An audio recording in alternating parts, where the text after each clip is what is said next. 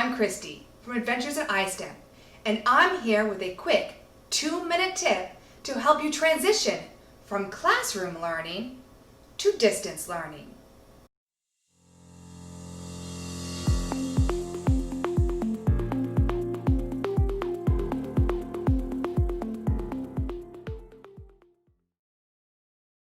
Hi, this Schoology tutorial is to show you how you can take your amazing resources in your Google Drive, all those things that you want to be able to use, and now attach them to Schoology so that your students can actually access them. This one is for those whose students do not have a Google account.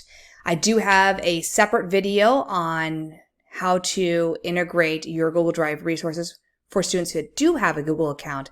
And so if you want to have that, go ahead and check that one out instead.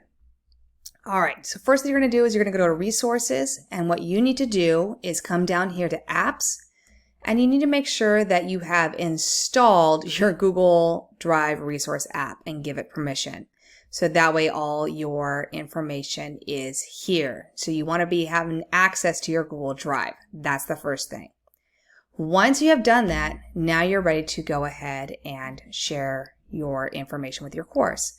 So go ahead, go to your quarter. Now, if you'll notice really quickly, I have some of these look bright and some don't. That's because I like to organize all my stuff ahead of time and get it all ready. And I put my folders together, and then what I do is when I'm ready, then I publish them. And until then, I keep them unpublished so my students can't see them and only I can.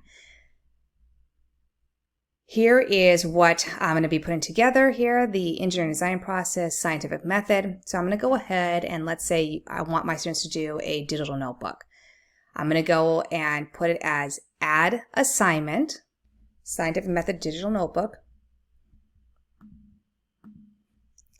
And here is where you're going to go. You're going to want to insert content, and you're going to choose it from your Google Drive resource.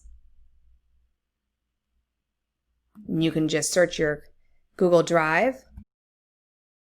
And here's what we're going to do. Now, you have a couple different options.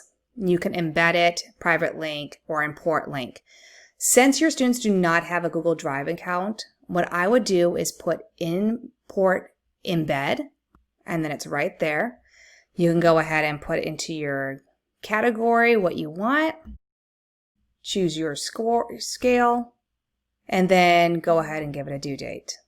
Now for this one, what you might want to do is have them, give them directions on what to do.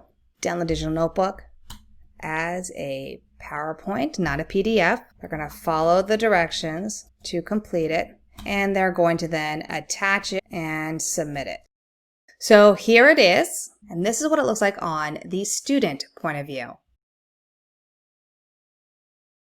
Okay, so the student's going to come over here. They're going to click on the scientific method digital notebook that you gave them, and they are going to see this. Okay, so they're going to go ahead and hit the settings, download it as a PowerPoint. Then they open it, and notice they can now drag and drop their information. They can then type in the text boxes.